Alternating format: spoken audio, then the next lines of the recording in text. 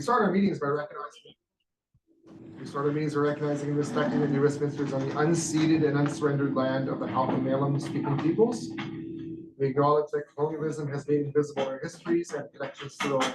And as a city, we're learning and we're building relationships with the people whose lands we are on. The agenda will start with a adoption of the agenda. Moved, seconded, all in favor, all opposed, carried. And we have civilian presentations. Chief, do you want to introduce your presentations? We have people. So everyone knows Paul's gonna run the meeting on this side. I'm just kind of here for support. So are you still actually here? I can't remember. Yeah. Yeah. no, I'm not here. Maybe you should step down. I gotta leave. This is my absolute last meeting, so That's so terrible. I'm really heartbroken about it. Stop taking attention away from the civilians. Civilians on the agenda. Thanks, Mayor. Yes, board, we have two presentations today. The first one is going to be our very hardworking recruiting team. I worked with some of these individuals in the past when I was actually overseeing recruiting. So I'll introduce Sergeant Justine Tom, who's the NCO in charge of recruiting, and a couple of our civilian professionals, Kim Doxey and Patty Parsons, who also do a lot of work recruiting, especially the last few years. So I'll turn it over to them to. Hello, everyone. That's right. So in our recruiting unit, just as kind of an overview, there is myself, I am the recruiting sergeant. We have our recruitment coordinator, Kim Doxey, who's back there in the beige. And our recruiting and training assistant is Patty Parsons. Although Patty is part of our unit, she's also part of our training unit as well. So sure, her duties are kind of divided among the units. We currently have an auxiliary office assistant position that's currently vacant that we're in the process of trying to fill. Our HR manager, Sarah Patterson, starts on July 3rd. We're not quite sure how that's gonna impact our roles. We do have a recruiting cadre. Currently there are 12 people, but we have a competition that just finished that there will be an additional 5 people added.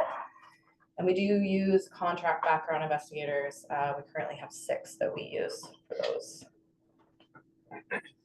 So roles and responsibilities. So we are responsible for sworn member hiring and onboarding. That is both recruit officers and experienced officers. We're responsible for civilian member hiring and onboarding. That is both our full-time civilian members as well as our auxiliary.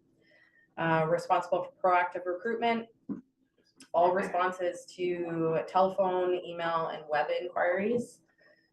Social media, I largely take care of the recruitment side of our social media, which really consists of like our recruiting Instagram account, our LinkedIn account, and any sort of recruiting related messaging that we want to share among the other accounts. I also supervise property services, as well as supervise our recruit constables who are currently going through the JI in Block 1 and Block 3, just helping them out with whatever kind of needs they have and liaising with the JI for any sort of concerns or kind of issues that are coming up at the JI. And I've added internal and promotional competitions on there is that Kim largely assists with those internally whenever we have those happen. I'm not involved in those interviews, but Kim helps out on the admin side for that. So our sworn member hiring process. So this is all of the stuff that we go through when it comes to our recruit constables. There's an application online, which is some forms and some kind of lengthy paperwork. There's an ethos, which is the written exam. There's a POPAT, which is the physical test. We have our suitability interview, which is normally Kim and I that have been sitting in there for those. We have our police recruit evaluation, which is kind of in a mini assessment center. It's run by our training unit that actually comes out and puts them kind of through some scenarios and stuff to test kind of skills. There's a ride-along component, a panel interview, which is our management team. It's normally 3 inspectors that sit in on those interviews. There is a lengthy background investigation and an executive interview. For all of these steps, there is a ton of admin and organizing and prep and hours that go into reviewing paperwork and sitting in on interviews. Within our background investigations, these are taken care of by our background investigators, but Patty is the one that does all the organizing for this on the back end. There's an intake interview, there is a psychological evaluation, a polygraph examination, a medical evaluation, and there are 30 references that we ask for from our applicants. Kim is the one that arranges all of our appointments. So with our polygraphers, with our psychologists, and with TELUS Health, which we use for medical evaluation. For our experienced officer hiring process, it's a bit shorter. It's a bit less intensive, but there is a resume and a cover letter initially. That's followed up with our paperwork. That's actually the recruit paperwork as well. So it's the same documents that go through on there. Once that's reviewed and we've determined kind of suitability based off that paperwork, there is a panel interview, which is normally myself, Staff Sergeant Jeff Scott, and an inspector. From there, we make a decision on whether they're going to background, and then the kind of final step of that is an executive interview with the chief and deputy chief. In these, there is same with an intake interview. If they're over 2 years service or they have not completed these within their original agency, a psychological evaluation, a polygraph examination, and a medical evaluation. A lot of our experienced officers that we've hired more recently are kind of under the 2-year mark. We've had a few that are over that have had to do these. And then reference checks, there's 10 workplace references and 5 personal references. Civilian hiring process is also a bit different. So there's a resume and cover letter online. There is an interview. It's normally with myself, Kim, and the hiring manager of the unit where the position is for.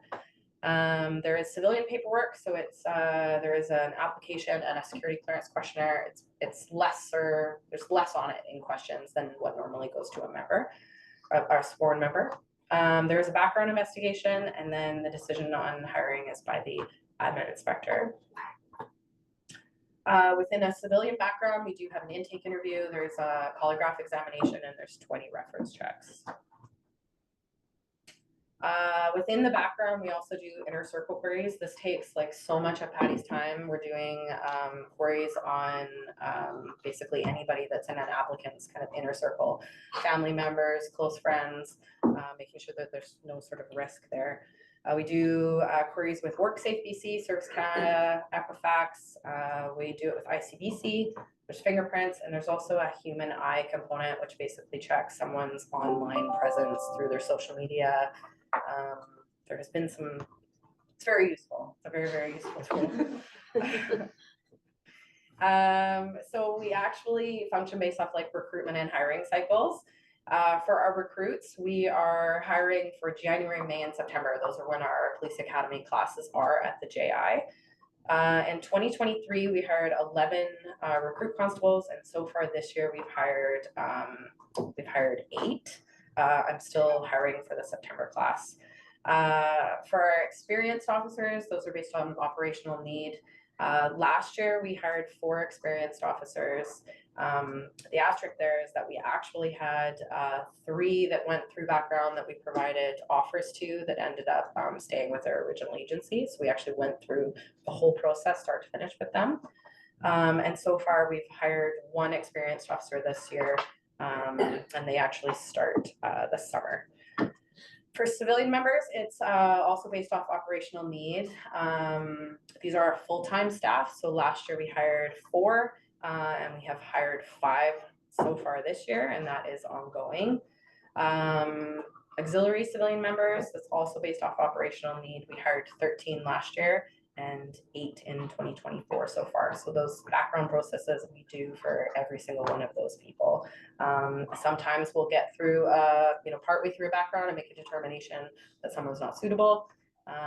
Sometimes it's paperwork stage. We may determine that somebody's not suitable for hiring. Onboarding process. So we've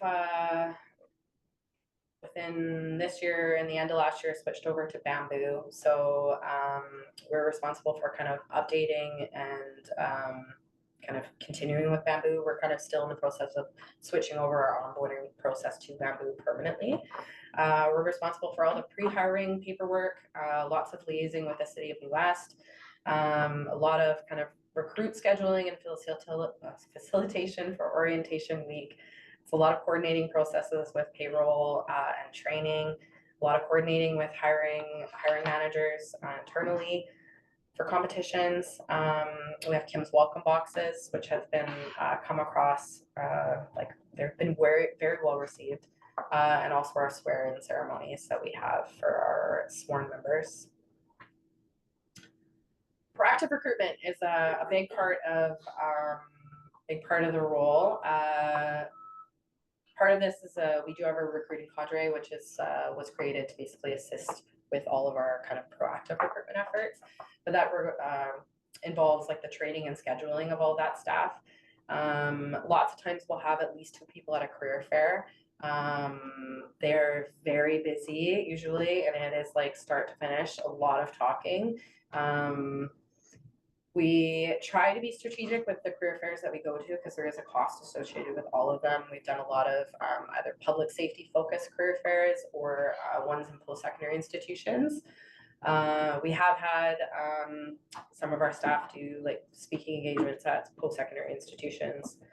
This year we ran our first post-secondary student policing program, which I believe to be a success. It was 20 students from across the Lower Mainland, different post-secondary students. All are interested in a career in policing. We do tons of information sessions throughout the year, which I do all of them. I try to get 1 or 2 of my recruiting cadre to come help me, is to show variety, show the staff that we have here. We do one-on-one recruiting sessions. We do lots of ride-alongs, webinar panels, and our social media, which is a lot of like infographics and photographs that the department, people that work here supply to us for use on social media, a lot that Haley takes. So we currently are working processes on, we have our recruits, sworn members, which again, we're in the process of hiring for September. We have our experienced sworn member process. We actually have a posting that are going to go out for CPIC full-time, CPIC auxiliary. We're still dealing with the communications operator auxiliary position. We have our PICS auxiliary, we have our PICS full-time, we have an EFA auxiliary, and we have an office assistant auxiliary. Year to date, we have had 16 competitions filled. We have 9 that are currently ongoing, and we have 3 online that are actually open. So these are ones that the 3 of us deal with. So what's working? I want to acknowledge like the hard work that Patty and Kim do. They do an incredible job, and we would not be able to actually run this unit without their effort. We pride ourselves on being accessible in that people can reach us for conversations at any time on recruiting, for answering questions. Lots of times we'll have like half-hour, calls with people kind of at any time throughout the week. We do give a lot of insight into our hiring process, which does kind of, help people be successful. We do pride ourselves on being a progressive organization that is approachable. One of the things that people have commented on across the board is when we have events that we're, as staff, we're not stuffy, that you can talk to us, you can ask us questions, we're conversational, and people appreciate that. It's also come up a lot even more recently, just of our awareness and our branding. Like we're not selling something that we don't offer here, and that we are very clear on what we can provide applicants. There's not a difference in what we sell versus what you get.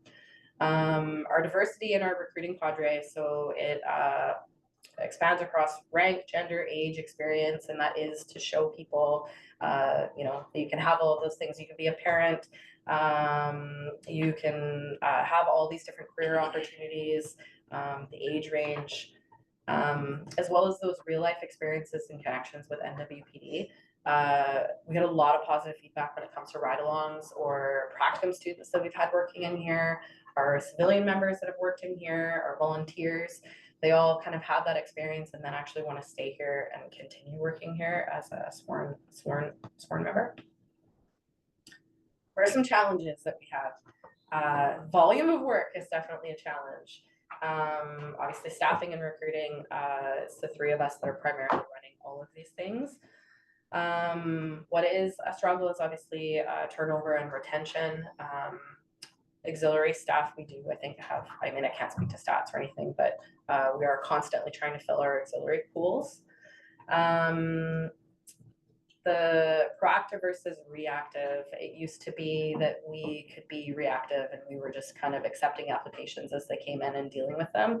We've had to become more proactive over time, which is quite resource taxing. And that ties into just changes in police recruitment. The pool of applicants is different than it used to be. And then another challenge would just be kind of mixed responsibilities within one role. Is obviously with Patty, she's doing the training side and the recruiting side. I think it was originally created to be kind of a 50-50. I do feel like it's become probably like a 90-10, but she's obviously doing a lot. Kim is not just dealing with recruitment, she's dealing a lot with the city and kind of all the internal competitions, promotional competitions. Same with a lot of the work that goes into onboarding. And then just with myself, kind of the mixture between the recruits and wanting to support them as much as I can to recruiting, plus dealing with the challenges that can come with property services. That's it. Thanks. Any questions? Any questions for Mary? Thank you. That was really great information. Do you, I know you have a lot on your plate. Do you track your, I guess, queries, like people who are interested and how many of them and when they come and who are they? And do you have a chance to do that? I try to. Yeah. I do kind of have a log going of like pre-application contacts. Yeah. I do those primarily for ones where I've had kind of a lengthy contact with somebody. I can't track the contacts at like career fairs because sometimes that's hundreds of students that are coming through. But if I've had a telephone call with somebody that's been lengthy, I try to log it. Same with, we've done like a recruit networking event, which I thought was quite valuable, that we logged all of those contacts, because you do actually, there is so much that you get from value that's not just tied into the process. It's that first impression. Sometimes people will share things that like gives you a head up on that. I will be frank that it's not totally consistent. It's like when I get an opportunity to actually track that I do. But would you say that interest in working here has increased or decreased, or it's stable, or? It's hard to give a gauge on that because I took over in 2022. So I started in June 2022. Prior to me, it was actually now Staff Sergeant Kumar. He obviously was working through COVID, so that was like kind of an interesting dynamic. When I last looked at the numbers, I feel like of applicants that we've had, they've been like fairly consistent kind of over the years. But I know like Kim has been in our recruiting section since 2010. Kim? Yeah. And we've talked about the changes in the pool kind of in that time to now.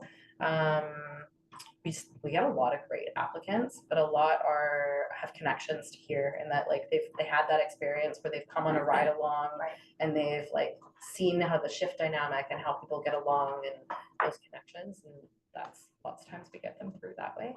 But I personally like it's been pretty consistent for me.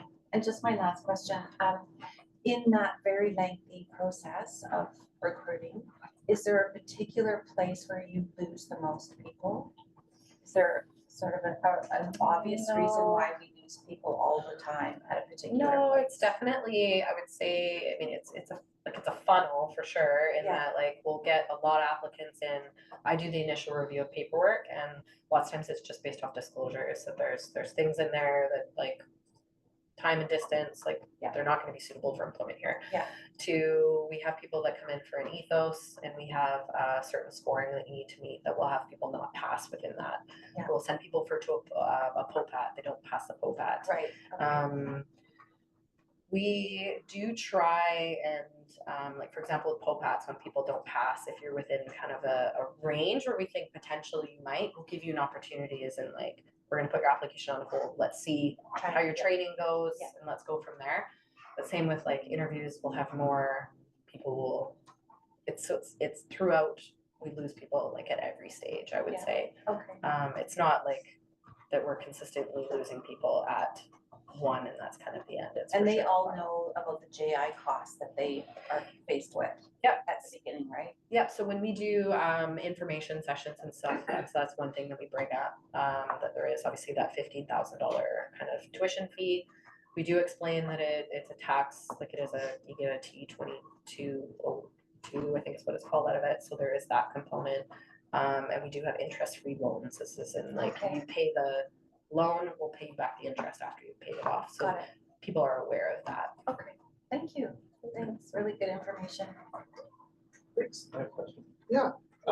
Thanks, great presentation. Thanks, Patty and Kim, great work. Sad to hear about those 3 that went through the entire process and then chose to not leave. Do we know what was it money? Was it? No, Is there- what it ended up being with those, I'm from the organization, Canada. Yeah, they're for another agency, very, very large agency, might have a national outreach. And, and basically that their main reason for wanting to leave is that they weren't being released for the area that they actually wanted. So when they received an accepted offer, we were underneath the impression that accepted offer then went to this organization. The organization said, we would love to send you to your desired place.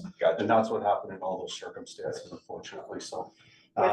With all of those, there was, because they were all out of, actually 2 were out of province, 1 was out of the Lower Mainland.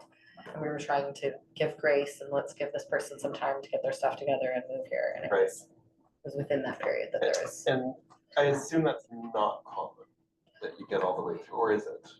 No, it's only happened I mean, this many we had times, one so, in 2022 that got 2 job offers from different organizations at the same time and chose to go to a larger one. So like it does happen, but it's honestly, the recruiting world, I'm gonna say, is cutthroat in that like when it comes to agency, some agencies will share stuff, others won't. Like there's a lot of like strategy going behind like when you do things, and that's the It's cutthroat disappointing, nature. there's so much time and effort and cost to go through all the way through that, and then, but it's cutthroat everywhere right now, it's in every field, so, yeah, thank you.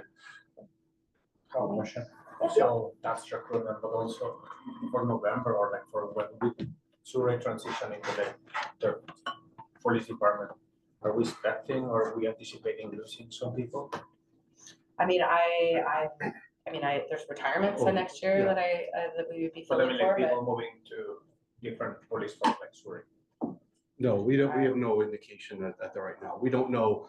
We obviously can't predict the future and who may or may not. We're very alive to the fact that these things can happen. But as of right now, no. The biggest thing is retirements, right? That we are trying to adjust for and plan for. So. That's a good start.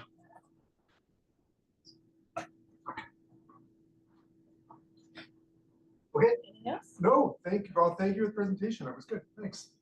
Thanks, Justine. If I can just give a quick shout out to the recruiting team. I know they're quite modest. They are extremely hardworking, and the chief can probably attest to this. The number one thing we hear from people at the executive level is their treatment by the recruiting team, and that cinches the deal for them oftentimes. So thanks to Justine and the team for all the great work that they're doing. Thanks.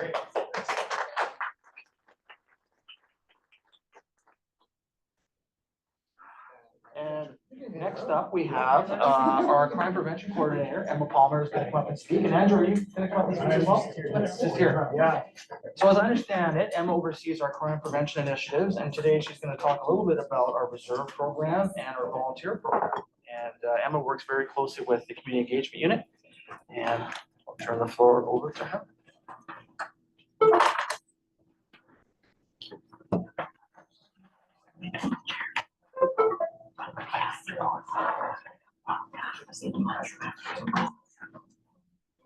Yeah, that'd be great.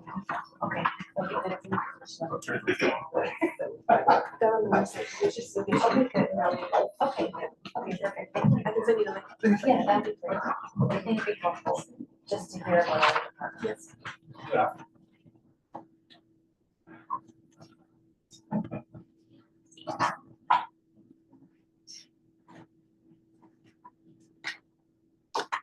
Thank you all so much for allowing us civilians the opportunity to tell us a bit more about what we do here. My name's Emma. I'm our crime prevention coordinator, which is part of our community engagement unit. So last week you had the pleasure of hearing from Brad Wardner, who is the constable in our unit. We're also joined by Constable John McDonald and then Sergeant Andrew Lever, who's here to support me today. So we'll start off by talking about our volunteer program, which is a huge part of our crime prevention program. They help us meet our initiatives in reducing crime in New West. So they help us out in a few ways. We have some core volunteer programs that we run that I'll get into a little bit later. They're running those 24 hours a day, 7 days a week. We schedule them kind of all throughout so that we can allow all of our volunteers to attend them depending on work schedules, life commitments. They also join us at our community events. So they're helping us engage with the community through our community booths. They're having meaningful conversations and answering questions, helping with important information sharing. And then they also help us with our engagement. So they come with us to do presentations at businesses, schools, our security audits. And that's another way that they help us out. So through these three things, they're a huge part of us in our crime prevention unit. So these are some of the programs that we run at all times. So Cell and Speedwatch, we have our volunteers set up a Speedwatch board in different areas of the city. We ask our residents to send in neighborhoods or streets that they have issues with speeding problems, and then we're able to set up our signage there. We track our stats that are then sent to ICBC, and they can send out kind of messages to drivers saying, hey, you were speeding on this street, watch your speed, or hey, we saw you on your cell phone on this street, please put that away when you're driving. Sometimes we have our members come out for these events where we do give out tickets, but typically on just a week-to-week basis, it's our volunteers that are out doing this. We do have a vape car in New West. This is a great initiative to help reduce and bring awareness to auto theft or theft from auto. So this is a vehicle that's placed in New West, and if the doors are activated, then our members are dispatched to go and stop the vehicle or whoever might be trying to steal it. Our Citizens Crime Watch patrol, so this is where our volunteers patrol different areas of the city. Again, we ask our residents to send in areas of the city that they think there might be suspicious activity, they're a little bit concerned about an area. We can have our volunteers go and patrol different parts of the city. We recently met with the business owner in downtown New West who had some concerns with the safety of her staff walking to and from the parkade in the city. So we just put out a notice to our volunteers. When you're starting a Crime Watch patrol shift, can you just do a wipe through, a drive through of our Front Street parkade? And we've heard that that has really helped the staff feel a lot safer doing that. Lockout Auto Crime. We have these books that our volunteers go out to public parkades and take a look in some vehicles as they're walking by. If they see someone's left a laptop out that would be kind of someone would want to steal it, they leave a note saying, hey, just so you know, you left your laptop out. Here's some tips to help reduce auto crime. Or if they see that someone has a vehicle that's nice and locked up, they can leave a little note saying, good job, you're helping prevent auto crime. And then stolen auto recovery, we're able to download license plates off CPIC, all the stolen license plates, and we have our volunteers run through the city and try to recover any stolen vehicles that there might be out on the road. Our reserve constables are also part of our volunteer program. So they're volunteer constables that help us with our volunteer programs, help us with events, but they go through a much more intensive training process. And then they have a graduation where they get sworn in as a reserve constable. So we actually have our next class of reserve constables graduating next Thursday.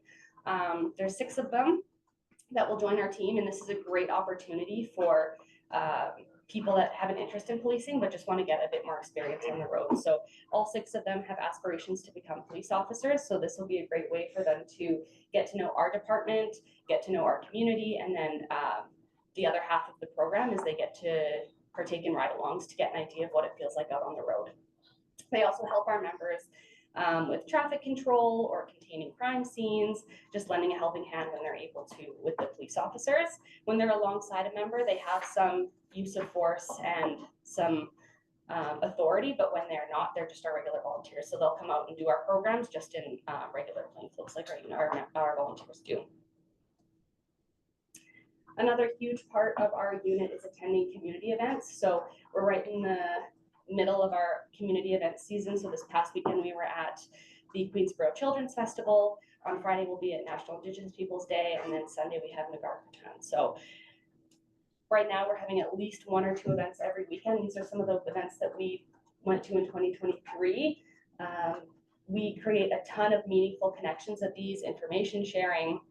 We've gotten so many opportunities out of us attending community events where people come and ask for us to speak at different organizations or schools, people wanting a building tour of the police department. So we gain a lot of our interactions through our community events. Another fun program we use is 529 Garage. So this is a great program where you can register your bike into that helps us, our police officers, recover stolen bikes. So this is something that we've really been pushing at our community events, and it's been a huge success. You register your bike, enter all the information, serial number, and then you're given a shield to put on the bike that helps us recover a ton of bicycles. I spoke with our kind of the BC rep for 529 Garage, and they said that New West is way ahead of other agencies when it comes to recovering bikes through 529 Garage, so that's really great. Another huge part of our community engagement is speaking to different individuals or organizations on a variety of topics. So certainly I would say the most common thing we're presenting on is fraud prevention. That's a huge thing right now with the development of AI and other ways that people are getting defrauded. So I used to work in our records department before joining this position, and reading all of these fraud files of people losing their entire savings was just heartbreaking. So now being in this position where I'm able to spread information on how to prevent that has been really rewarding. We also get requests for people that have just come to Canada. So Immigration Services Society, Francophone BC are some of the ones that we've recently connected with to kind of give just a very general overview. What do police do in Canada? We have that fraud prevention aspect to it, and just answer a ton of great questions there. We partner a lot with ICBC for road safety, children's safety. We were recently at Lord Kelvin. We had Kakite Elementary come in here. Those are always super fun. They have a lot of great questions. And then just personal safety. So safety when you're walking down the street, how to protect your home. Those are just some of the requests we get to do presentations on. We also do security audits for people that may have had their home broken into or just have general safety concerns about the space that they're in, whether it's a person or a business. We go attend the location. We have a security audit check form where we do everything from crime prevention through environmental design. So how's your lighting? How are your bushes? How does it look from just a visual perspective? And then we go inside and look at the locks on the doors, how your windows are, and give a very thorough breakdown of security enhancements that they can make. The government has grants that you can request to get to help increase security enhancement. So I know a couple of people have used our security audit to put a request in to hopefully get some funding to help beef up the security of their home or their business. And then just a few other things that we do in our unit. We often have practicum or work experience students hanging out in our unit with us. We recently had a grade 12 work experience student, but we've often done it with universities. So they come in, get to help out with a lot of administrative stuff, get kind of an immersive experience of what it's like working in a police department. The deputy chief and I are both on a community policing committee. So we meet with them about quarterly. It's the resident associations. We have some key business partners, and that's a really great opportunity for different people to express their concerns, and we're able to talk through a lot of things there. And then our unit is also heavily involved in soccer school, and we're also running a student police academy this year. So those are both taking place in July, so that'll be a busy month. Student Police Academy is for kids 16 to 18 that have an interest in policing, and we're able to give them the opportunity to learn what that career looks like. And then I'm sure most of you are familiar with Soccer School. That's been a flagship program we put on here for many years. So yeah, that's kind of an overview of our unit. I guess just to touch on some things that are struggles in this unit, we are overwhelmed with requests to do things. So of course, having another body here, I think every unit would appreciate another body, but just being able to expand our reach to the community. Right now, we're kind of keeping up with the requests that are coming in, or we're trying to, but in order to expand that and kind of start coming up with new ideas, it would certainly be helpful to have another body, but yeah, that's an overview of the Community Engagement Crime Prevention Unit. I'll ask questions. Yeah. The volunteer crime watch patrols, the folks who have sort of just doing, what do they look like? Are they in uniform, or do they have a volunteer, are they auxiliary members, like? They're not, they're volunteer, just members of the community. Yeah, so our volunteers, when they're out at events and whatnot, we have just sweatshirts that say New Westminster Police Crime Prevention, and then they're clearly marked as volunteer. Yeah. So when our reserve constables are not in their full uniform, that's what they're wearing, but for Crime Watch specifically, no, they're not in any police marking. So for that program specifically, they're trying to just kind of stay under the radar and just report any suspicious activity, obviously not trying to be identified as police, but for Speed Watch example, they're highly visible. Right. So they've got their vests on that say US Volunteer. Those are the ones that we want people to know that we're out doing Okay, this. so the crime watch isn't really visible so much as they're sort of doing. Exactly. Okay. Yeah. And what about volunteer recruitment? Like how is that working? Like, do we have enough? I hear from a bunch of not-for-profits in the community that volunteers are hard to get right now. It's just changed how volunteers come out after COVID. So. Yeah, so I took over this position, it'll actually be 1 year in a few days. So we did my first volunteer recruitment in November. We took on 20-ish new volunteers. We had a good turnout of applications. Yeah, we had to really kind of slim down the amount that we were going to interview. I don't know, I can't compare it to previous years before I was in the unit, but we certainly we weren't struggling to meet our number that we wanted to invite. Yeah. Mary? Yeah, thank you for that. The reserve constables, how many of those might actually proceed to become a board member or to go through all of the training? Do you have any kind of idea of how many that come through and do that work actually follow through with New West? Yeah, the numbers we did a whole analysis of it. I'm not sure if you know the exact. Do you recall what the numbers were? It's a high percentage of our reserves in the history of our program have become police officers, and around 40% of those actually become police officers with our department. Oh, that's pretty good. Yeah, there was one class that kind of skewed those numbers, otherwise that 40% would have been a lot higher. I would say in general, the majority do stay with us. And as a reserve constable, do they have all of potentially a lot of the things they would need to move on to become a sworn member, or do they have to go and do different things in order to qualify? Like, is it something they could move into directly?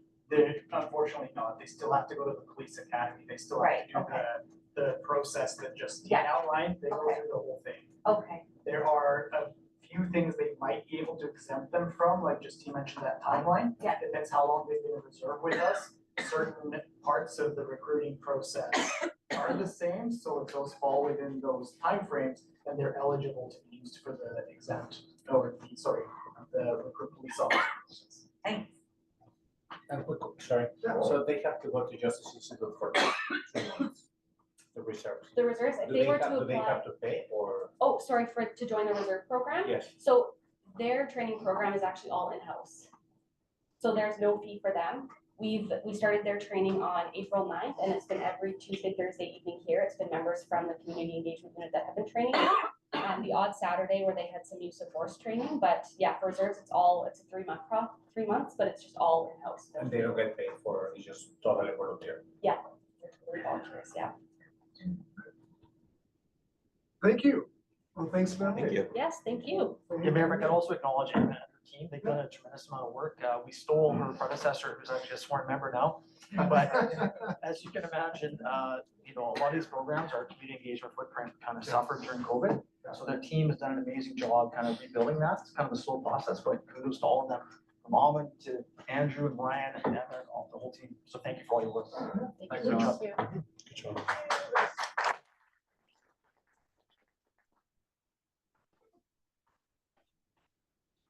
Okay, next thing on the agenda is the consent agenda. Does anyone wish to have anything pulled from the consent agenda? Those items 2.1 to 2.5?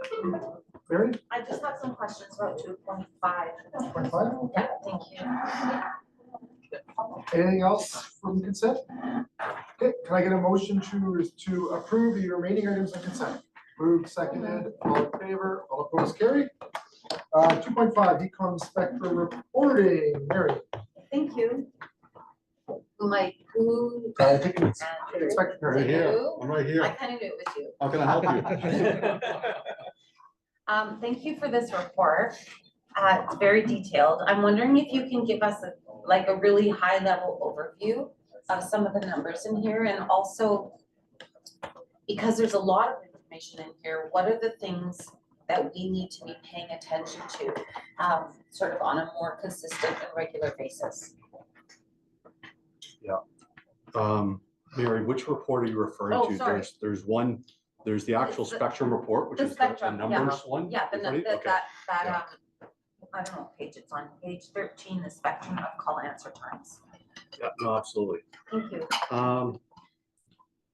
I think one of the biggest things to see about this, the trend of what is happening, is that the period from January to May of this year compared to last year, the actual number of calls that are being received is down 22%. So you definitely, Ecom has had a lower volume.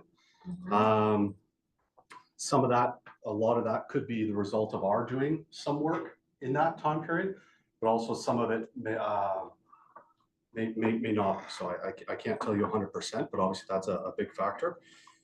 Prior to, and this is an interesting report, between January and April of this year, Ecom actually hit for the first time during that time period their target benchmark to answer a call within 180 seconds on a regular basis, the exception of February. That was the only one they were just below 80%. What you'll now see though, is that you'll see the call taker operational dashboard in the bottom right of this stat.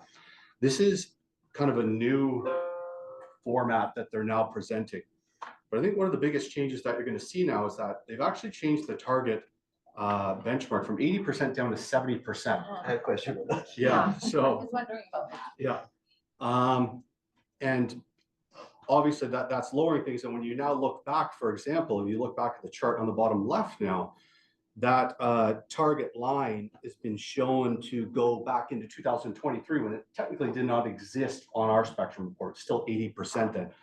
Therefore showing that, since January of last year, they've pretty much been above service. Sorry, let me just make sure I get the right one. No, calls offered service level. So that's something to definitely be mindful of. Now, I just recently had a conversation last week with some staff at Ecom. The reason for the change in the target from 80% to 70% is this now reflects what Ecom is actually budgeted for to perform that service level. So that's at 70%, and that is only between the hours of 7 a.m. to 9 p.m. After those hours, they're actually budgeted for 65% target level, so even lower. How does But that what work? do they mean by But- budget? Yeah, That exactly. doesn't make any Means sense. they have the staff. They for it. have enough staff to be able to But perform that who's service determining the levels. staffing level as well, They right? are. Yeah. Yeah. Ecom On the is, budget yeah. they have. Yeah, but you have to be using some sort of benchmark. You can't just say, I need this many staff to deliver Yeah. this service level. No, it's, I have this much money. And, I know, but this much money and this much staff. and you also just can't arbitrarily change Yeah. the target without Well, apparently consultation. they can. They Okay. can, they have a board. So, That I'm about to join. yes. So obviously, I think that's one of the biggest changes. The other change too that they're still working on is in around May 8th of this year, they changed to the Genesis system, which is basically an automated phone system that's going to help redirect voice prompts, etc., to different things such as bylaws. In regards to that too, that's going to change the stats and measures, which they are working on. They're hoping to have that updated report by October of this year, and they're going to have real-time stats. So we did get an overview of that, what that would look like. So we'll be able to log in and see, for example, what was the stats like from yesterday, as opposed to a historical month behind. You'll also see in the bottom right hand corner, the call taker operational dashboard. Things such as callbacks. So how many callbacks they have, because they now have that service. If you're on the line for so long, such as, I can't remember, between 5 and 8 minutes, you'll get offered a callback service, and they will, you'll still be in the queue, but you won't have to be on the phone, and Ecom will call you back. So that has now been implemented, and at the end, at the far right of that, you'll see average time for callback 17 minutes. That's what basically, if you call and say, I want to call back, that is the average time that you will now get a call back from ECOM. Now, whether or not it's just during those hours, such as because they have that 70% target rate on that. And that's the other thing too, is that based on my conversation, this will lead me to believe that this is only for the peak hours when they actually have the most staff on. But I can't confirm that. I would need to confirm that with you, because I would expect to see after hours 65% or the average, which would be below 70%. So I can't really answer that for you at this point. And then the percentage of callbacks successful, obviously how many times did they actually call back and reach the people that were asking for a callback, which is at 80%. So, and then you'll see, for example, for the first time in the past 4 months, they actually, number one, didn't hit the performance target of 80% because they're at 66%, but they also didn't meet the new performance target at 70%. So I'm still of the belief that, although it sounds optimistic that things are improving at ECOM and we're starting, that things continue to go in the right direction, with the exception of this month, so to speak. There have been challenges for many years now, and I believe it's necessary to see sustained progress before we're going to believe that they have resolved these issues on a more permanent basis. So, and I think we need to see them resolved in a fiscally responsible way. Like they're right now throwing tons and tons of money at the problem. Yeah. Thank you. Can I just ask, so this is a report that's provided to us from ECOM that we pull our number, that we review our own personal numbers from. Going forward, I'm just thinking of the new people that are joining the board. Could we write on here somewhere that this is provided to us by ECOM? Because I always get confused thinking it's our non-emerge numbers. Yeah. Because it comes right after our own operating information. So just to flag that, if you could just somewhere on it say provided by ECOM, so that we can be really clear what this information is. Absolutely. I think that'd be helpful because I just keep forgetting, but that's great. Thank you. Thanks. It's sort of like too much information, so it overwhelms you, but that's why I asked you to just highlight. No, absolutely. Absolutely. Okay. Perfect. That's it for me. And it speaks a bit, I mean, again, the fact the target shifted, it speaks a bit to our difficulty in understanding what an adequate or what level of service we need to expect. I mean, they have created a target. That doesn't mean it's adequate target, doesn't mean that it's a measure that is actually going to satisfy the community. So the fact they changed it by 10% without telling us without warning at the time and are now closer to it is it's a bit of it's called the sharpshooter fallacy, right? You aim for, it actually sounds like you're literally aiming for what they think they can hit as opposed to what is actually a service provided to the community that we expect. So that's challenging. I'm sure that our representative on the ECOM board will have interesting conversations with the board about this when they Sounds like a lot of pressure. Anyway, thank you for this report. Can I get a motion to receive? Moved, seconded, all in favor, all opposed, carried. 4.1, 2025 budget considerations. Deputy Howard. Thank you, Mayor. I have a few quick comments and then I'll kick it over to Jacqueline if there's any questions or anything that I've missed. As the board can see, we created 2 preliminary budget reports, one for open in the interest of transparency to the public, and then one for closed. There are some issues, background issues with regards to contracts and HR related issues that are probably better discussed in closed. So this is our first kind of blush at the 2025 operating budget. This is the cheese party gift to me to let me take my first stab at this. So appreciate that, Chief. I want to thank Jack and the team. Put a lot of work into this, and as the board will see, it's not an insignificant number. That's the first kind of blush looking at this. 60% of that is non-discretionary items. We really whittled down on the non-discretionary side. We did kind of a review of the department by division and came up with a number of items and slowly started cutting those items out, realizing the fiscal challenges that a lot of us are facing.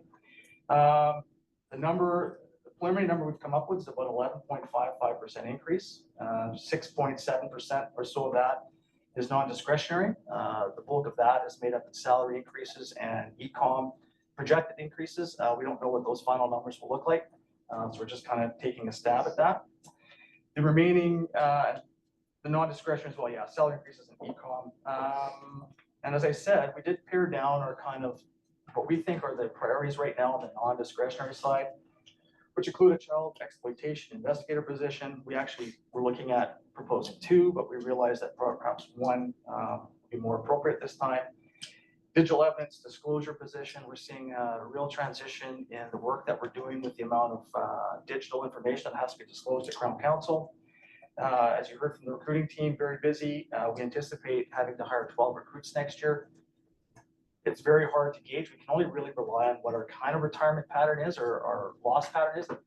To Alejandra's point, we don't know if when Surrey gets going, if we'll see a rush of people going there. We have seen some challenges with other organizations. It's a very competitive environment, so it's very hard to gauge that. The IT enhancement, nothing scares me more than cybersecurity in the world that we're living in. So I think that's a real priority for the organization. Other organizations, as we've heard recently, have had some challenges with that. And I think it's something, I think we're in a good posture now, but anything we can be doing to solidify that. We obviously retain a lot of sensitive information.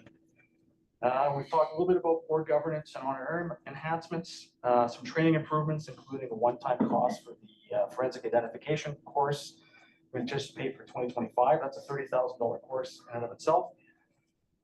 Some work with Indigenous engagement, and that's coming from the community engagement team, some of the work that they're doing. And then, of course, the gradual assumption of GSU funding, which I think is probably a good discussion to have closed, given the HR nature of it. But as we know that the province, well, the federal government and the province are slowly reducing the funding, the guns and gang funding towards that unit. And we're in a position where we'll have to potentially start assuming some of that costing moving forward over the next 3 to 5 years. I'll just also note as well, the ops review that's gone out for RFP. We anticipate that will provide us some more data that we can come back with. I don't know if we'll have a lot of that data this year, but certainly moving forward, as you hear probably from every group that comes to speak, I think every unit in the organization is feeling the pressures of being overworked. There's a lot of great work going on. I wouldn't say there's a crisis point by any stretch at this time, but the city is growing fast, and we have to have a plan to keep pace with that, whether it's service delivery or staffing. And the challenge we're having right now is we're huge increases on the non-discretionary sides, which eats into our ability to have our own internal enhancements. So Jacqueline, is there anything?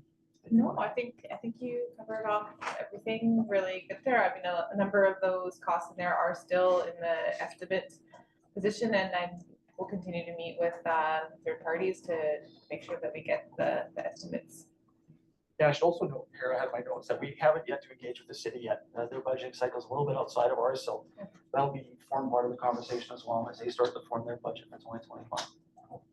Anyone else from the team have anything?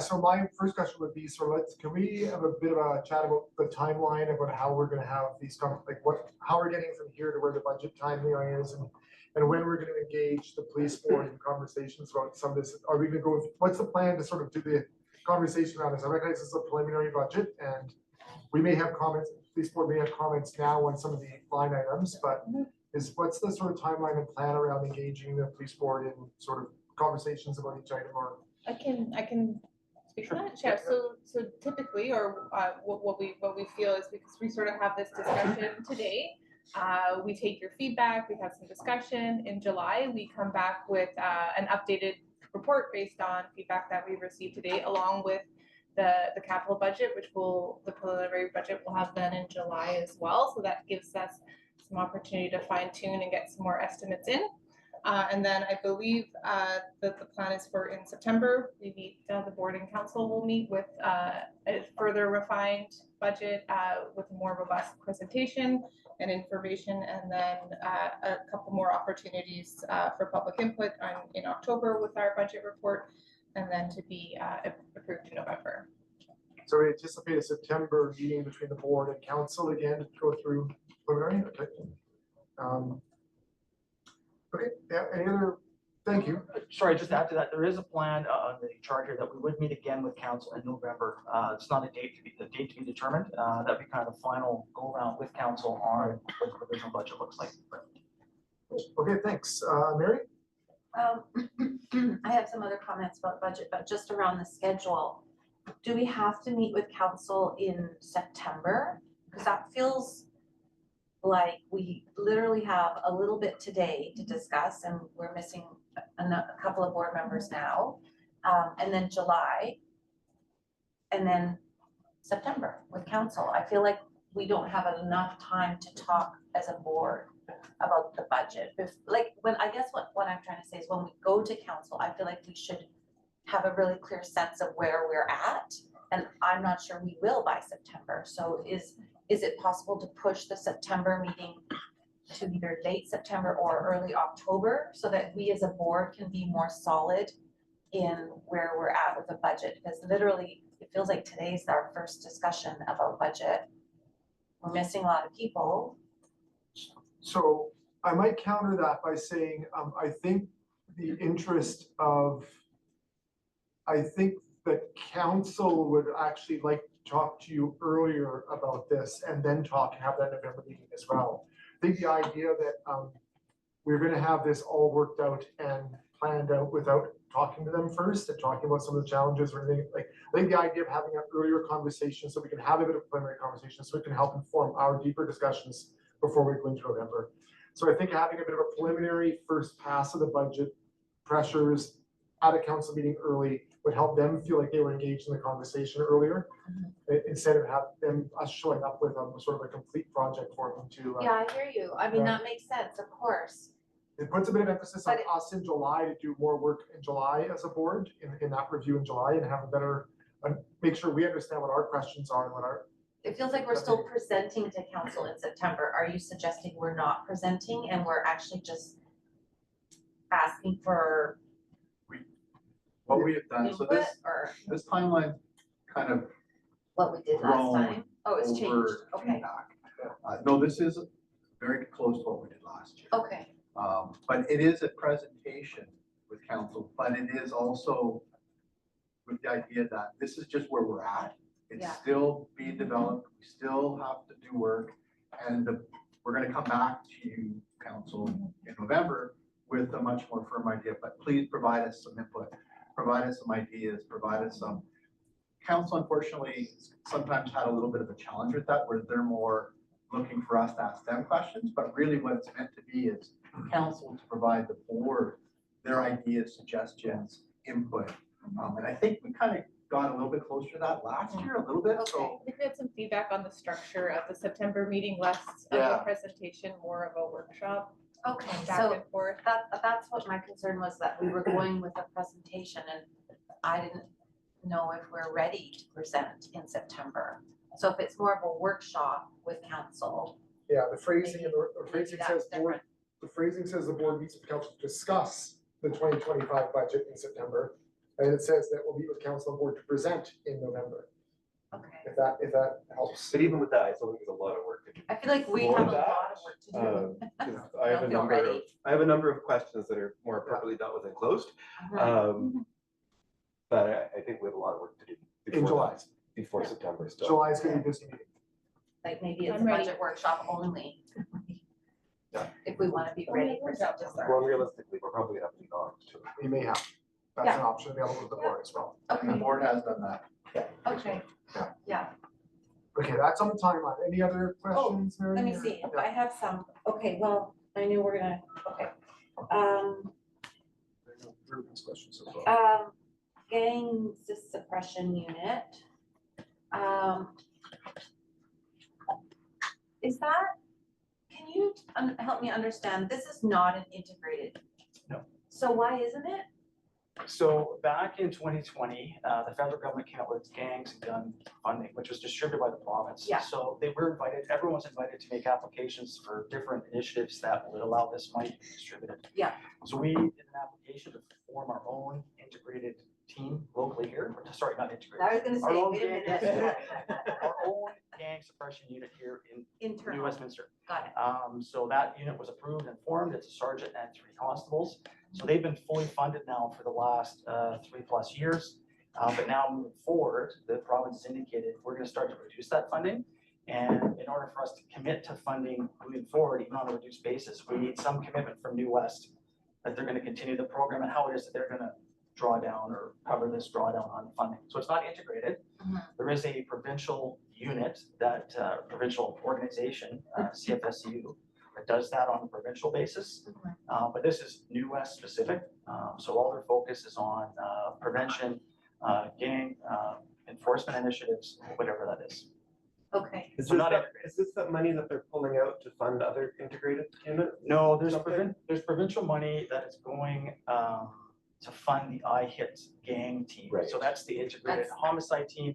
So some of that gangs and guns funding, not ours, but the provinces is going to fund that moving forward. And there's some other budgetary challenges for that as well. and has there ever been a discussion of having the GSU become more of an integrated unit like the others? Or is there downsides to that? We have one member seconded to the gang, like the provincial gang suppression team. Yeah, They go all over the province wherever is required. They're Yeah. stretched quite thin, obviously. Yeah. We did have some conversation with them about adding additional members to that, but again, they have their own budget. So to integrate it, I don't think that would be, there's still not an appetite to do that right now. It's two different mandates and it's two different funding models also. Got it. So the integrated unit is completely provincial. Though the gang suppression unit is being administered by the province, it's federal money. Okay. The feds gave the province money and said, you distribute it as you see fit. Yeah. They then gave us. So the idea, I think, is that the gang unit through CFSU will look after the province, bigger things. They also though want to have local municipalities like Westminster be able to have their own unit to just look after our own internal needs. Because our own internal needs may just not reach the serious level, or just the bigger unit just might be so busy that they can't get to the smaller things. Okay. And our unit does a lot more stuff in regards to education and outreach and those types of programs. Works with the city, who also got some provincial or federal funding to support them in their needs. So it's able to be much more grassroots and reactive to what we Okay. need. Thank you. And I just have one more question before Drew, if that's Oh, my okay. questions are closed. Okay. So around the discretionary spending, it would be, I don't know how you, I guess I will start by saying I struggle with an 11.5% increase. I struggle with many increases, but it seems like we're always increasing, and I understand that we work close to the bone, but I also, I don't ever see where we can reduce spending in order to achieve some of these extra things. So I guess what I'm wondering is there a way to prioritize some of the discretionary spending? Is there a way to weight it or grade it or do something that helps us decide we're not going to come up with whatever percentage it is for the discretionary, but to help us understand in a way which of them we really must have and do, and which we will phase for next year, or something like that. It's just hard to pick and choose what you can and can't do if you want to try to reduce the ask at some level. So I don't know if that's something that you could take on or consider. Well, 100%. I think that would be a good conversation even to have enclosed about what our internal priorities might be. Yeah. I certainly think we have that, as I mentioned. We did come up with a number of ideas. But of course, when you break it down, you see the percentage, it's, you know, the sticker shock, and you can't do it. So we've come up with these now. They're not all equal, obviously. I would think, you know, right off the top of my head, if I was to prioritize this, the backhoe strategy would probably be the most important thing that we're looking at. Because staffing is the challenge that we have. You know, and again, these are enhancements. You know, I think the child exploitation investigator position is important. I don't think that work should fall off. It probably is suffering a bit, just given our lack of ability to do these investigations. They're done off the side of the desk of major crime members. And again, I mean, it's very difficult. You know, obviously that if we're tasked with that, reducing these, to come up with a list of how they're reduced. But yeah, the backfill strategy, I think, sort of would be the priority moving forward. Well, That's I where think we're we have to have that discussion, Mhm. you know, about how to prioritize things, because we can't just I can't keep saying yes to all of the increases without some harder conversations. Yeah, it doesn't seem like structured decision-making from our point, right? No. Because we're not seeing structure behind how the priorities are done. Like, that's the. So maybe that's something to think about, take to July and bring into that July conversation, we have the next conversation about. Yeah, one of the things we talked about internally was perhaps outside of the budget process, presenting the board with kind of a 5-year or a future state plan, like what are the needs? Capturing all of these things that we've talked about Yeah. that aren't in this, but that we see coming, and they could be next year, they could be 5 years out, depending on what priorities the board sees as being It would be important. really helpful to understand what the long-term vision is, because this feels very like, this year we want this, next, and I know next year, it's not gonna be like no increase. I know what it will be next year, it's always the Yep. same, so. But, and the challenge too is there's things that we as a board discussed last budget cycle that aren't reflected here that we need to have discussion about as well. Alejandro? So I know that Mary was talking about like decreasing, but what about looking for opportunities to outsource more services so we can create more revenues? Is there a chance to do that? I mean, I think we're a little bit limited in that, given our kind of, the nature of our business, but I know Andrew's done a ton of work with regards to third-party. Because I know that there is a line on recovery, but is there a chance to do that more so we can just offset some of those So things that we? so the line of recovery is, majority of that is secondments. So that would be, you would be increasing salaries to increase secondment recoveries. That's a net zero for the budget. Last year, we did increase the sales of service through our third-party checks, and we were quite aggressive with that increase. We are trending well, and I think we will hit those targets this year.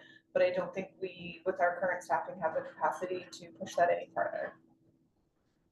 Yeah, I would need to talk with the company that we're partnered with too, to see even if there's an option for increased volume of work. There may and there may not be. And some of it is more financially beneficial than other aspects of the type of work we do. To a certain degree, I'm underneath the impression it has plateaued a bit, just with the new passenger transportation regulations, such as the Ubers, the Lyfts, et cetera. And a lot of the checks we do are related to that process. But it's something that we are alive to and monitoring because it has been beneficial and has grown significantly. And we need to always be reevaluating that. So yeah. Okay. I think all we need is motion to receive at this point. With those instructions towards the further conversation will happen in July and September and potentially August. Move receipt, seconded, all in favor, all opposed, carried. Thank you. 4.2 police governance. Thanks, Mayor. I'll probably turn this over to the chief because I think himself and Mary did a bunch of the work in this. So this is related to the recent Police Act changes requiring the municipal council to appoint a rep. That can be the mayor or a councillor. And then the board itself to then appoint a chair and a vice chair. So this document provides a bit of a template for what the responsibilities of those positions and board members in general are. It doesn't speak the process and how the board would go about selecting those positions. But that's the general nature of this, to provide some chair, vice chair, and board responsibilities, roles and responsibilities. Chief, anything you want to add to that? No, thanks to everyone that provided feedback, especially Mary and I were going back and forth for a few weeks there. So you'll see the comments. There were other comments, but I just thought that Mary and I's were the last kind of comments on there. So it's probably easier to leave those in. And some of them you'll see were highlighted by the fact that there might be the need for some more feedback from the board. But the idea, as Paul said, was to get this maybe as close to being finalized as we go towards the end of the month and the next meeting when the board will need to elect the chair. We need to pause for 1 minute. I don't think we are a quorum right now. Are we good? Oh, where did it go? He just stepped out, I think. So can we take let's take a 5-minute reset.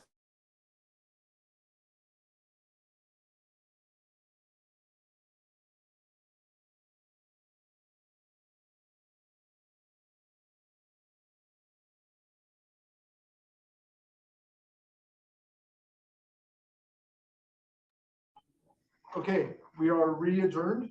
The conversation was on 4.2 police governance. Sorry, Chief, I think were you still speaking to? I was just going to pass it over to the chair to see how the board wished to continue with this. Okay, so I would suggest we have what's in front of us I guess it's proposed changes to the governance manual, right? We'd have to have a motion to receive or to approve these changes to the governance manual, or to make corrections to them, or to edit them if we want at this point. Those are all available to the board. The only correction I would want to make is that under the remuneration part, it does say, it uses the word per diem in a place it doesn't make sense to use the term per diem.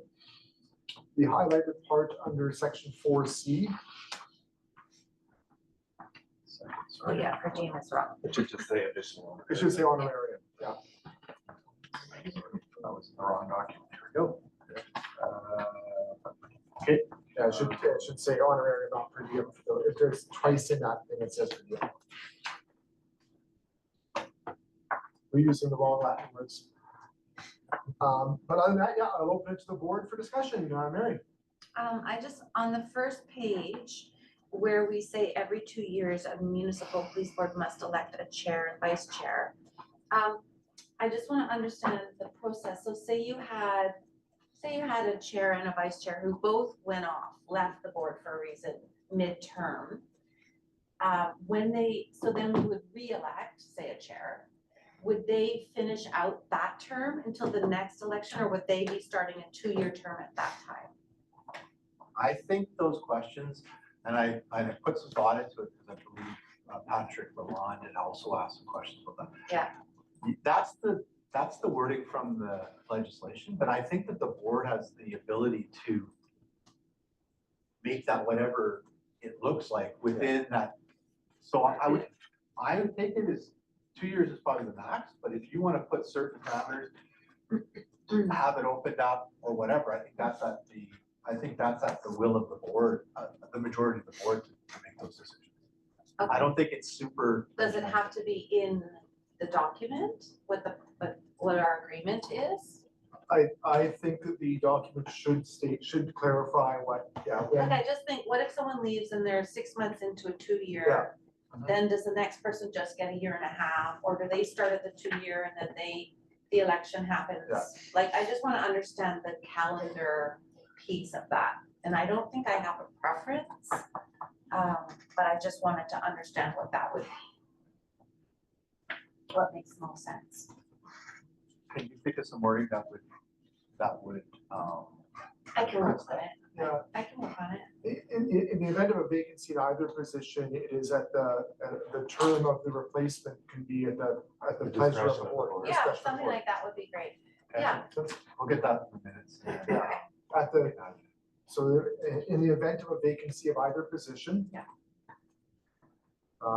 The term of the replacement appointee is at the discretion of the board. Does that make sense? Yes.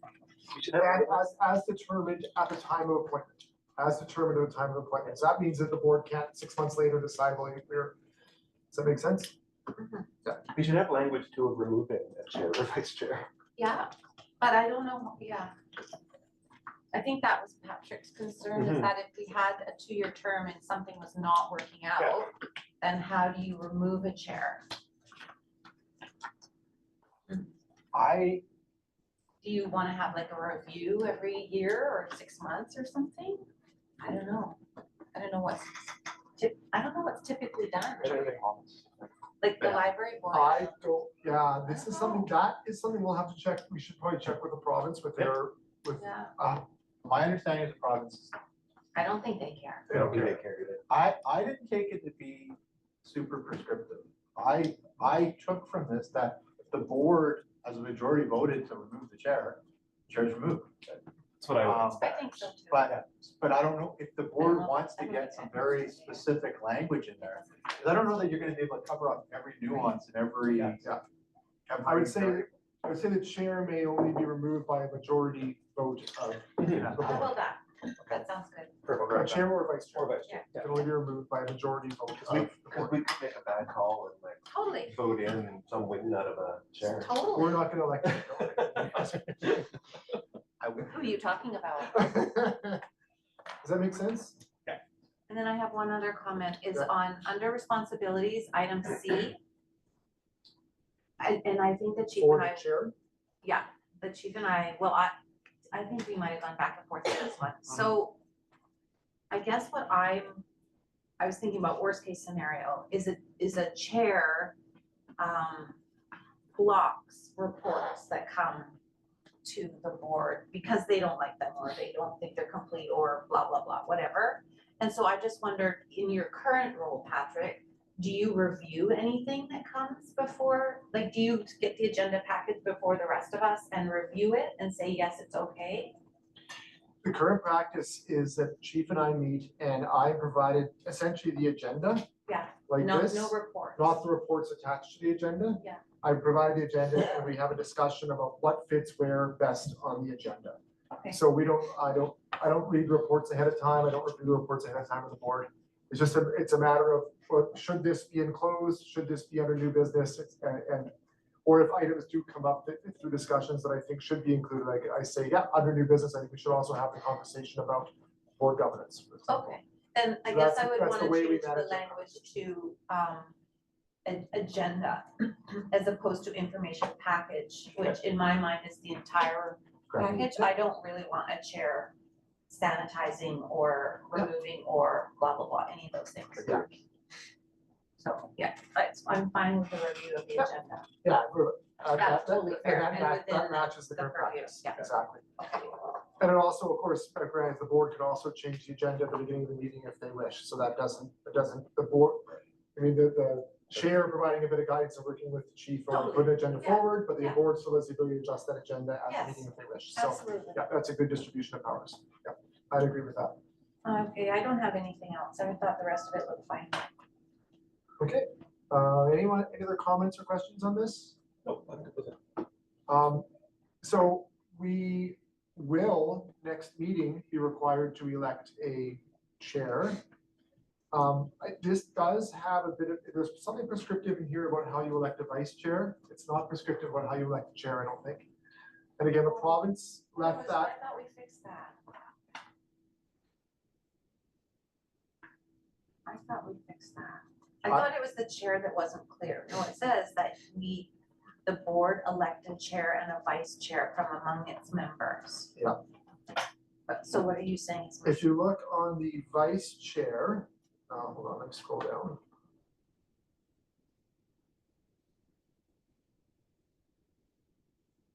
We just don't really have that wording for the chair, Right, the appointment paragraph. correct. So do you want to just copy that for the Yeah, chair? I'll add in the appointment. So our next meeting, are we likely to have any new members? I can't answer that question. I don't know. Neither of those, whether the province makes an order in council and appoints the final member of the board is unclear. And what decision council makes about the council representative is unclear at this time. But the council will make a decision because we are required by our next meeting to appoint a new chair. At your next meeting? We are required as the city council to appoint a member to the board before the end of July. And next meeting is when we're going to do it. And then the police board has a requirement by the end of July to elect a chair from the membership before the end of July. So that's the timeline we're on. That's it. So could we set this to have a meeting in August to do a budget meeting and elect our chair and vice chair? No, your chair must be Chair in elected. July. Oh, it has to be, It must be July, elected. the end of July. Yeah, it must be elected by the end of July. Okay, So on your agenda for the July meeting will be It will start with election of the chair okay, all right, and vice chair. got it. Okay, and we'll have the cities we should have the cities. by the end of June. Yes, we were doing that, So our at least next, have our one, June, or potentially it'll be one an person. open meeting in June. There'll be an election of, Okay, thanks. yeah, representative. Okay. Any other comments or questions? I think we should, what the motion here would be to endorse these changes to the governance manual as amended in this meeting. And then I will And the board secretary is clear of the amendments, so, yeah. So moved. Is everyone clear of the amendments? Yes, okay. So it's been moved, is our seconder? Second? All in favor? All opposed, carried. Thank you. 4.3, CAPG call for nominations. Yeah, just very quickly, Mayor, this is just a call from the CAPG for nominations for persons to serve board that they have for contributions, commitment, and leadership towards the enhancement of civilian police leadership. Winners nationally will be presented their award at the CAPG conference in August in Halifax. So I think it's an opportunity for the board. Has anyone in mind that they'd like to nominate? What is our timeline for entering nominations? When's the deadline? There it is, June 1st. Well, Okay. I emailed it to the boards before the deadline, but you probably didn't hear back from us. We have Shocking. failed to nominate anyone. We've failed to nominate anyone. Next year. Yeah, and I think historically, I'd have to go back, but I think usually we have, the board has left that to the provincial body to look at. Like letting the provincial rep kind of, I Right. could be wrong on this one, but I think that's how we've done it. So no action coming out of that. 4.4, motion to appoint acting chief constable.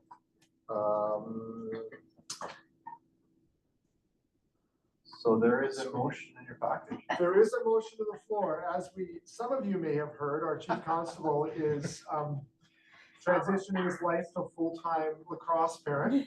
Yeah. And we do need a motion to appoint an acting chief while we do complete our search for a permanent replacement. So I would, Shall I read the motion? you may read the motion if you wish. I would like to move the motion that the New Westminster Police Board appoints Deputy Chief Constable Paul Highland as the acting Chief Constable of the New Westminster Police Department effective June 29th, 2024. This appointment shall remain in effect until a permanent Chief Constable is named by the board. So moved. Is there a seconder? Second. Any comments or questions? All in favor? All opposed, carried. Congratulations. Congratulations, acting chief. Well, you're buddy. And that is the end of our meeting, except maybe obviously, I don't want to get all teary. Dave. You should have come to the best dinner. You could have all cheered with me. Yeah. But I do want to thank you. I'm new to this job. This is a job I was not trained to do or that you're actually prevented from being trained to do before you end up getting into it. And I've had a lot of learning to do around this table, and you have always been patient in working me through those conversations. Always available to me to answer questions and to sort of talk me down off cliffs sometimes when I have to be talked down off them. You made the board more effective through that. But also, you've brought a culture to the department in my year and a half here. The one lesson I've taken is that, the wellness of the department is above measure, above any measure, and that the members are well taken care of, and they care about the community, they care about the work they do, and they really feel supported in the work they do, and that comes from leadership, that comes from your work here. There's no one else to thank for that work than you. And yeah, I've also appreciated just your presence in the community. It's always nice to have the chief at events and the chief with family and maybe not always in uniform, hanging out at events, and just as we think of this as a community police service, as a police service that really provides Sorry, Trish. What is that? You're not supposed to look at it. Oh, Carry on, that's Mr. kid. My retirement days, yeah. This is how we usually communicate with each other. No, despite that attraction.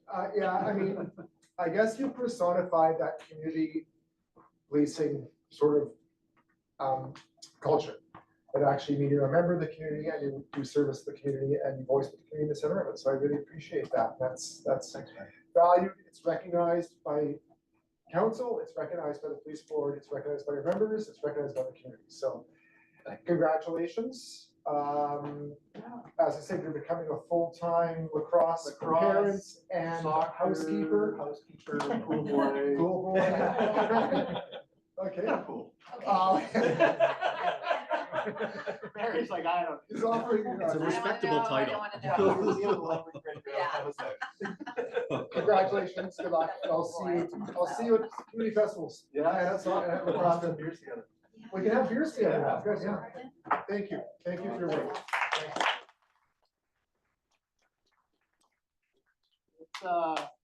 I said my thing back in January when I left, but I do want to add a couple things. Because actually, Teresa and I had a great opportunity to talk just the other day. And it got me thinking about a few things that were really important to me about this job. And it's just like, I hope the board gets that sense, or you feel that yeah, sure, it comes from the leadership, but it really doesn't, because if it was just from me, I don't know that it would really, it's the culture. It's every single person in the organization, all with a clear goal in mind of, yeah, public safety and all that, but also looking after each other and making this a great place to work. And I think that you saw, and we haven't really talked about it a lot publicly, but the wellness survey, I think, really drove that home and showed that this wasn't just a 1 level or 2 level or a program that we put in place. This was a culture that was really worked hard on. And I said it at the mess dinner for those of you that are there. I mean, April 1st of 2019, I'll never forget it. Paul and I literally got together just to start mapping out what an acting chief role looked like. And it's amazing now to look back and see where we've gone over the 5 years. I can never say thank you enough to Westminster. Like all I ever want to do is be honest. And I mean that sincerely, that this city gave me that chance. And I never would have imagined I'd be sitting here talking to the mayor face to face, having his phone number and be able to talk to him.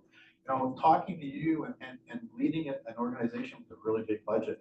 Like, I can't believe that. But Hey, look at me. It's been an incredible ride, and yeah, it's time though, and I'm so excited. I'm so excited to see what Paul can do, see what the next chief, what Paul will do. And I said that a few times in the best dinner, didn't I? I can say that now. But thanks, everybody, and thank you for your support. Thank you for listening to me. Thanks for listening to my needs sometimes. Yeah, it's gonna be fun.